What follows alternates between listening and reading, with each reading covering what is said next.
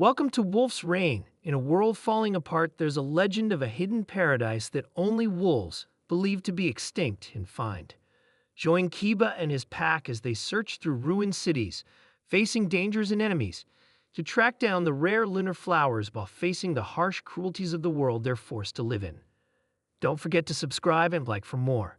The wolves arrive at a crumbling domed city, where Orcam's search team from Freeze City is locked in combat with Jaguar's forces. The wolves join the battle, saving the commander from getting killed and revealing their true form in the process. Recognizing the commander, the wolves ask about Cheese's whereabouts before the commander identifies the black armored soldiers as Jaguaras and suggests that Cheese has most probably been taken to Jaguar's keep. After giving directions, he and his men go after the escaping troops. Meanwhile, Cheez and Blue are imprisoned in a convoy, caged side by side in one truck, while Cher and Hub are bound in another. A jolt knocks Cher and Hub to the floor, and Hub uses his teeth to free Cher just as the convoy is attacked by the commander and his forces. The pair locates Cheez and Blue in the other truck. As they try to flee, a Jaguar soldier captures Cheez, so Blue and Cher quickly fend him off, and Hub grabs Cheez, trying to carry her to safety.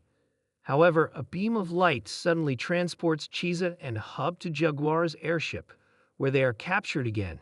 Nothing says plot twist, other than getting teleported to the enemy's ship. Cher and Blue are left behind, surrounded by Jaguar's soldiers, but are rescued by the commander and his men. The commander mentions meeting the wolves and gives Cher and Blue a vehicle to reach Jaguar's keep. He then informs them that he and his men are returning to Freeze City to free it from Jaguar's control. As the wolves run through the sea of drift ice, they find a massive graveyard. Tobo struggles to keep up with the others, causing the older wolves to pause for him. When Tobo slips on some ice, a huge walrus bursts through the ice and attacks, knocking him into the water. The walrus pierces Kiba's leg with its tusk as Hyge and Soom hurriedly try to fend it off. Tobo initially freezes, but then something within him snaps. He charges at the walrus, biting its eye and refusing to release his grip. The walrus tries to shake him off by swimming through broken ice and dragging him underwater. It then bursts out of the water, crashing through a large ice shelf. Severely wounded, the walrus drags itself onto the ice and dies, telling the wolves that he is not a victim but the one who will save them.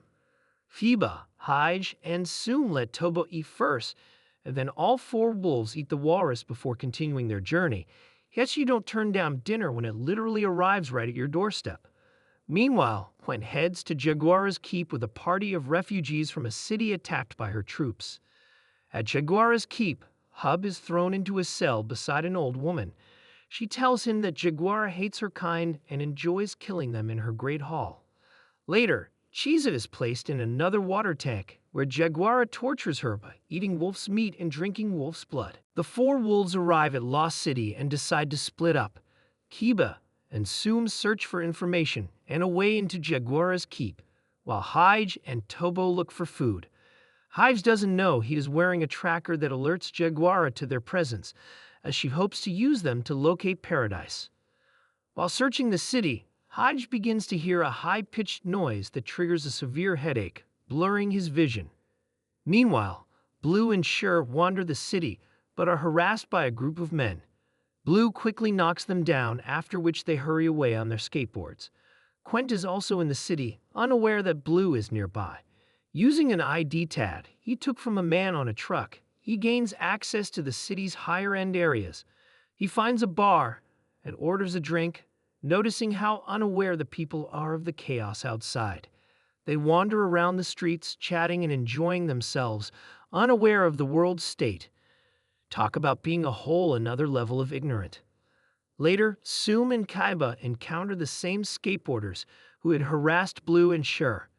The skateboarders mistakenly think Soom is after the food they stole. When one tries to attack Soom, he easily dodges encounters, surprising the skateboarder, who then pulls a gun and shoots. Never seen a skateboarder who suddenly becomes American when pissed. Soom dodges again and Kiba swiftly disarms the skateboarder, seeing which they all stop and listen to what Soom has to ask. Meanwhile, Hige gets separated from Tobo and becomes increasingly ill. He overhears Jaguara's men, but is too weak to run away. The men use a sound-emitting gun on him, causing him to fall over a railing. Struggling with intense pain, Hige backs against a wall, clutching his head. His vision becomes distorted as he collapses. The men inspect his collar, confirming he is number 23. Seeing he is alone, they leave him confused. The high-pitched noise returns, and Hige is left helplessly covering his ears in pain. Blue and Cher arrive in Lost City, intending to enter Jaguara's castle, but notice that the people of the city are ignoring it on purpose. While there, they are captured by Jaguara's soldiers, who reveal that they destroyed Blue's village, Kyrios. After a fight, Blue and Cher manage to escape, but become separated in the process. Blue eventually meets up with Hige, who expresses his desire to flee the city. As they plan their escape, they witness Tobo being captured and decide to run away before they are caught as well. Meanwhile, Soom and Kiba, who are inside Jaguara's keep, get separated. Soom follows the scent of the lunar flower and enters a room where he is horrified to find the bodies of wolves preserved in glass cases. Stunned, he pauses to look and is then captured. In the keep, Kiba enters a room filled with Jaguara's soldiers. He defeats them all and, though exhausted, wearily moves forward in his search for Chezab. Bro really went on a grind to become powerful enough to beat the final boss. Hive realizes there's a tracker in his collar and asks Blue to remove it. Someone doesn't like their jewelry. A while later, they are attacked by soldiers again, but manage to escape. Kiba reaches Chiza and is relieved to find her, but Lady Jaguara traps him, ties him to a table, and moves Chiza elsewhere. Cher runs into a mysterious disguised figure who leads her into the castle. Meanwhile, Lady Jaguara plans to use Kiba's blood to power a moonlight reactor to complete her plan. When Kiba asks, Chiza sings her psalm, which Soom and Tobo, both imprisoned, hear. Motivated, they decide to try and escape. Hige wants to rescue Chiza, but promises Blue he'll stay behind, making sure he'll try to return. Cher and the disguised man enter the room where Lady Jaguara is celebrating. Suddenly, everyone else collapses, leaving only Jaguara, the man, and Cher standing. Ah, yes, the final combatants of the tournament. Lady Jaguara believes her plan to enter paradise is about to succeed.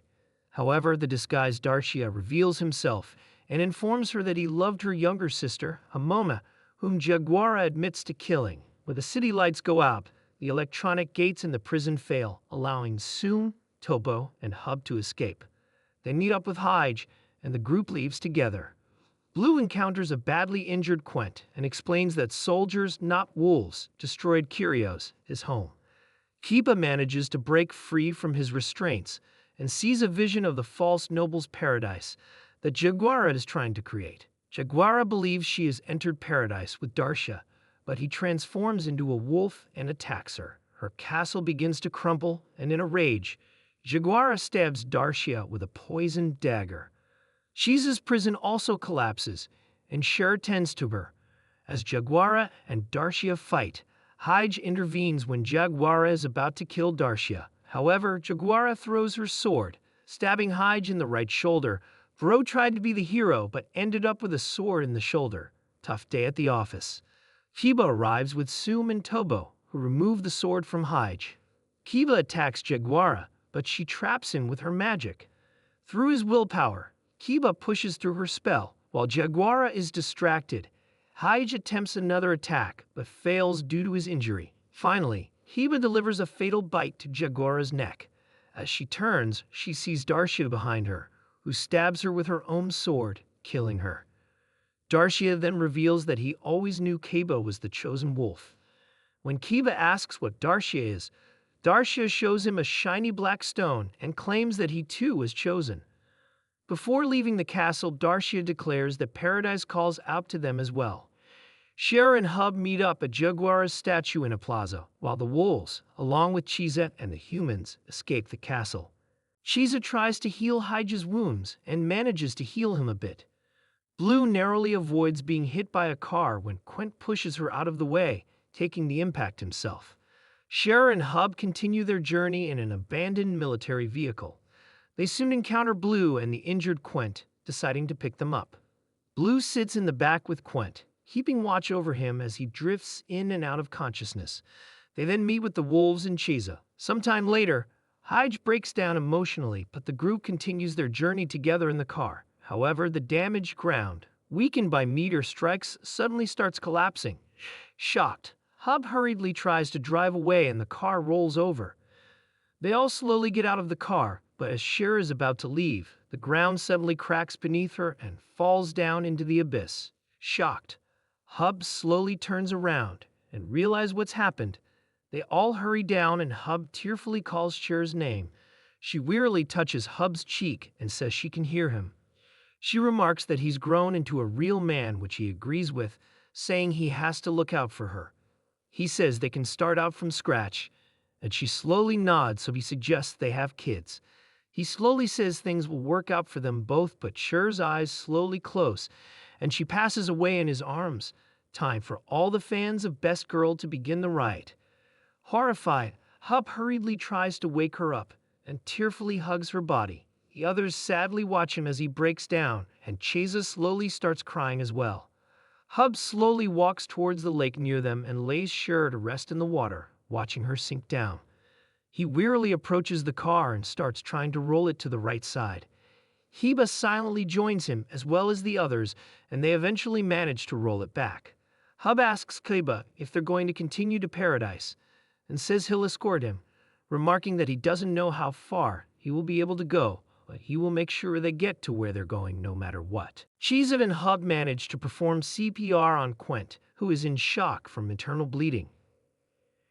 Hyde notes that Quent's intense hatred of wolves has been his driving force for surviving up until now.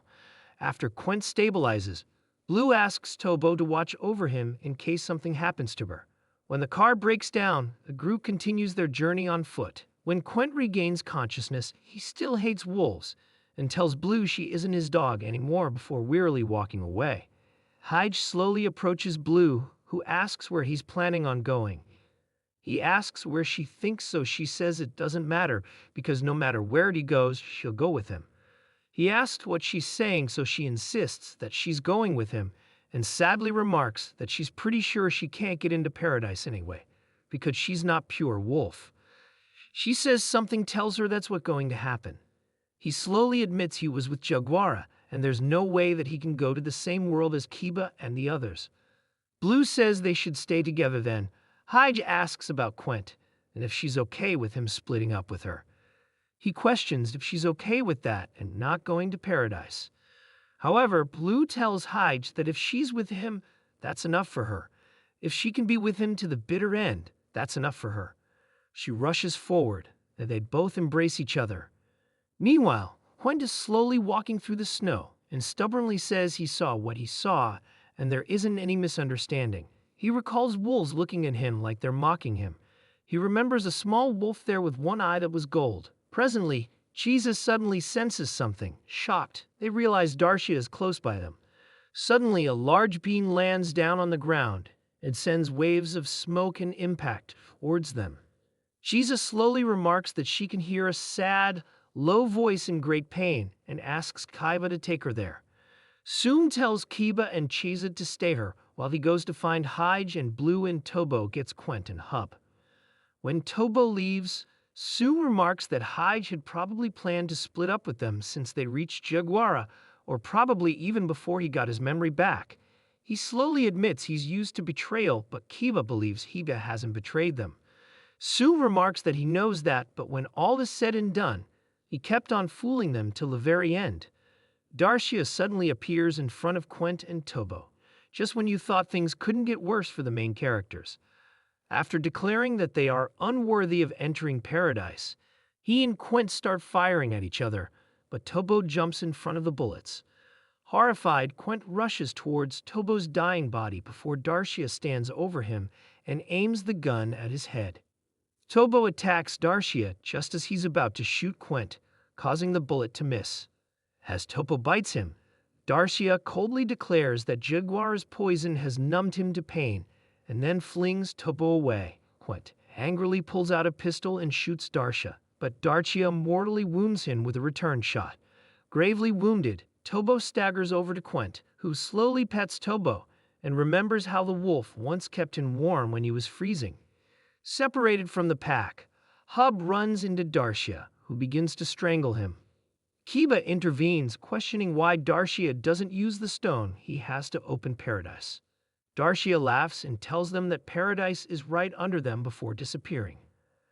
Hyge and Blue rejoin the pack, only to find that Quent and Tobo have died. As the pack prepares to continue toward the Tree of All Seeds, Soom stays behind to speak to Tobo. He reveals that his scar is a symbol of how he's a coward, which led to his banishment from his previous pack, and that Tobo inspired him to look for Paradise. The pack reaches the Tree of All Seeds, where Hub, reading from the Book of the Moon, reveals that this is the site of the Tower of the Seal, built by the nobles to lock away Paradise. When Blue asks how the book describes Paradise, Hub reveals that the last pages are blank. Kiba explains that Darcia is trying to become a wolf to open the true Paradise, unlike the false one Jaguar tried to create. The pack continues toward the summit of the first mountain, the gate to Paradise. During the climb, Hub tragically falls to his death. Suddenly, Darcia, in wolf form, reappears as the wretched beast mentioned in the Book of the Moon's prophecies. This is the perfect kind of guy who shows up in children's horror books. As they start battling, Darcia quickly overpowers Kiba and tries to capture Chiza, but Blue stops him, sacrificing her life in the process. After mortally wounding Blue, Darcia grabs Chiza in his jaws and heads for the summit of the first mountain, with Kiba chasing him. Meanwhile, Hyge, whose throat was torn open while defending Chiza, comforts the dying Blue until Soom arrives. Hyge requests that Soom end his suffering and dies beside Blue, telling Soom they will meet in Paradise. Kiba, Soom, and Darcia continue their battle near the summit, while the wounded Chiza moves towards the crater at its center. During the fight, Soom sustains a severe injury to his left side, but angrily refuses Kiba's help, urging him to stop Darcia. As Kiba heads to the crater, Soom repeats Hyge's words that they will meet in Paradise, then collapses and dies. Kiba and Darcia start fighting as Chiza begins to transform, her limbs becoming more plant-like. Darcia defeats Kiba and uproots Chiza, but ingests some of her poisonous blood in the process. Poisoned, Darcia slowly goes towards the pool, the entrance to Paradise, but is burnt upon contact with the water, leaving only his wolf eye intact. Chiza slowly tells Kiba that the world must freeze over and enter a period of hibernation. However, when Paradise opens, they will meet again if Kiba looks for her. She slowly disintegrates into seeds and withers into a dried-up lunar flower as snow begins to fall. Later, Kiba is lying in the snow, remarking that there is nothing at the end of the road, no Paradise. But he remains driven to search for it by a calling voice. As he lies dying, the falling snow turns into rain, washing over the blank pages of the Book of the Moon, revealing a portrait of lunar flowers. The rain causes Chiza's seeds to germinate and washes away the old world, starting a rebirth that reveals a blooming Paradise, as well as Darcia's wolf eye. Kiba, now dying, falls into the pool in the grassy field of Paradise, his last vision being the red moon returning to its pearl-white color. In present day, Kiba, Soom, Hyge, and Tobo are seen in human form in a bustling city. Kiba, still searching for Chiza, walks in the rain before quickly starting to run towards a single lunar flower. Thanks for joining us on today's journey. If you enjoyed the video, smash that like button, subscribe for more, and hit the bell to stay updated. Until next time, stay curious.